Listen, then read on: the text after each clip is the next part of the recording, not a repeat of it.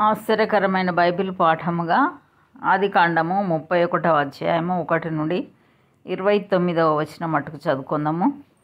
లాబాను కుమారులు మన తండ్రికి కలిగినది యావత్తును యాకోబు తీసుకొని మన తండ్రికి కలిగిన దాని వలన ఈ యావదాస్తి సంపాదించినని చెప్పుకొని నా మాటలు యాకోబు వినేను. మరియు అతడు లాబాను ముఖము చూచినప్పుడు అది నిన్న మొన్న ఉండినట్లు అతని ఎడల ఉండలేదు. అప్పుడు యెహోవా, నీ పితరుల దేశమునకు నీ బంధువుల యుద్ధకు తిరిగి వెళ్ళుము, నేను నీకు తోడై ఉండేదనని యాకోబుతో చెప్పగా, యాకోబు పొలంలో తన మంద యుద్ధకు రాహేలును లేయాను పిలువనంపి వారితో ఇట్లా నేను, మీ తండ్రి కటాక్షము నిన్న మొన్న నా మీద ఉండినట్లు ఇప్పుడు నా మీద నుండలేదని నాకు కనబడుచున్నది. అయితే నా తండ్రి యొక్క దేవుడు నాకు తోడై ఉన్నాడు. మీ తండ్రికి నా యావత్ శక్తితో కొలువు చేసినని మీకు తెలిసే ఉన్నది. మీ తండ్రి నన్ను మోసపుచ్చి 10 మార్లు నా జీతం మార్చెను. అయినను దేవుడు అతని నాకు హాని చేయనీయలేదు. అతడు పొడలు గలవి నీ జీతమగునని చెప్పిన ఎడల అప్పుడు మందలన్నీయు పొడలు గల పిల్లల నేనేను. చారలు గలవి నీ జీతమగునని చెప్పిన ఎడల అప్పుడు మందలన్నీయు చారలు గల పిల్లల నేనేను. అట్లు దేవుడు మీ తండ్రి పశువులను తీసి నాకిచ్చెను. మందలు చూలుకట్టు కాలమున నేను స్వప్నమందు కన్నులెత్తి చూడగా గొర్రెలను దాటు పొట్టేళ్ళు చారలైనను పొడలైనను మత్సలైనను గలవై ఉండెను.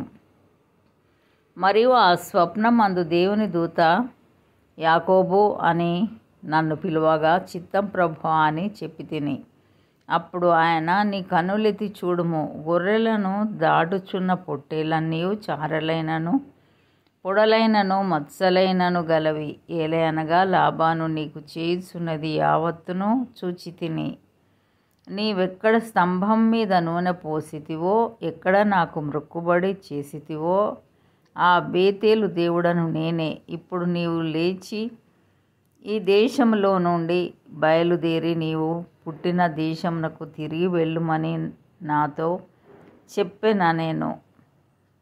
అందుకు రాహేలును లేయాయు, ఇంకా మా తండ్రి ఇంట మాకు పాలు పంపులెక్కడివి?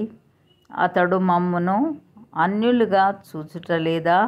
అతడు మమ్మును అమ్మివేసి మాకు రావలసిన ద్రవ్యమును బొత్తిగా తినివేసెను. దేవుడు మా తండ్రి యొద్ద నుండి తీసివేసిన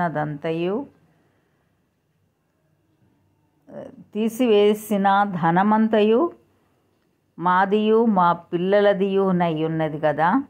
కాబట్టి దేవుడు నీతో చెప్పినట్లెల్లా చేయుమని అతనికి ఉత్తరమియ్యగా, యాకోబు లేచి తన కుమారులను తన భార్యలను ఒంటెల మీద నెక్కించి కనాను దేశమునకు తన తండ్రి అయిన ఇస్సాకు నొద్దకు వెళ్ళుటకు తన పశువులన్నిటినీ తాను సంపాదించిన సంపద యావత్తును పద్దనరాములో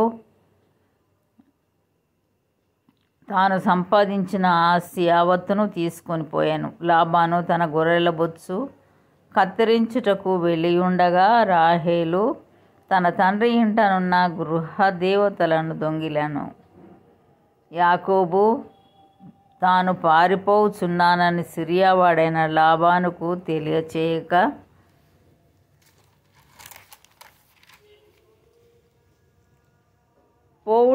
తెలియచేయకపోవటం వలన అతన్ని మోసపుచ్చినవాడాయను. అతడు తనకు కలిగినదంతయు తీసుకొని పారిపోయాను. అతడు లేచి నది దాటి గిలాదను కొండ తట్టు అభిముఖుడై వెళ్ళెను. యాకోబు పారిపోయినని 3వ దినమున లాబానుకు తెలుపబడెను. అతడు తన బంధువులను వెంటబెట్టుకొని 7 దినముల ప్రయాణమంత దూరము అతని తరుముకొని పోయి గిలాదు కొండ మీద అతని కలుసుకొనెను. ఆ రాత్రి స్వప్నమందు దేవుడు సిరియావాడైన లాబాను నొద్దకు వచ్చి, నీవు యాకోబుతో మంచిగాని చెడ్డగాని పలుకకుము, జాగ్రత్త సుమి అని అతనితో చెప్పెను.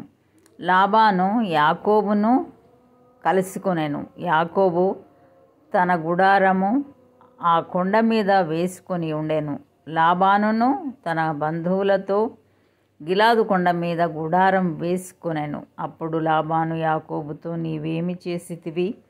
నన్ను మోసపుచ్చి కత్తితో చెరపట్టబడిన వారిని వలె నా కుమార్తెలను కొనిపోవనేలా నీవు నాకు చెప్పక రహస్యంగా పారిపోయి నన్ను మోసపుచ్చితివేలా? సంభ్రమముతోనూ పాటలతోనూ మద్దెలతోనూ సితారాలతోనూ నిన్ను సాగనంపుదునే. అయితే నీవు నా కుమార్తెలను నన్ను ముద్దు పెట్టుకొననీయక పిచ్చిపట్టి ఇట్లు చేసితివి. మీకు హాని చేయుటకు నా చేతనవును. అయితే పోయిన రాత్రి మీ తండ్రి యొక్క దేవుడు, నీవు యాకోబుతో మంచిగాని చెడ్డగాని పలకకుము, జాగ్రత్త సుమి అని నాతో చెప్పాను. నీ తండ్రి ఇంటి మీద బహు వాంఛగలవాడవై వెళ్ళగోరిన ఎడల వెళ్ళుము. నా దేవతల నేల దొంగిలితివనగా యాకోబు, నీవు బలవంతముగా నా యొద్ద నుండి నీ కుమార్తెలను తీసుకొందువేమో అనుకొని భయపడితిని. ఎవరి యొద్ద నీ దేవతలు కనబడునో వారు బ్రతకకూడదు. నీవు నా యొద్దనున్న వాటిని మన బంధువుల ఎదుట వెదకి నీ దానిని తీసుకొనుమని లాబానుతో చెప్పాను. రాహేలు వాటిని దొంగిలెనని యాకోబు నాకు తెలియలేదు. లాబాను యాకోబు గుడారంలోనికి, లేయా గుడారంలోనికి, ఇద్దరి దాసీల గుడారంలలోనికి వెళ్ళెను గాని అతనికి ఏమీ దొరకలేదు. తర్వాత అతడు లేయా గుడారంలో నుండి బయలుదేరి రాహేలు గుడారంలోనికి వెళ్ళెను. రాహేలు ఆ విగ్రహంలను తీసుకొని ఒంటె సామాగ్రిలో పెట్టి వాటి మీద కూర్చుండెను.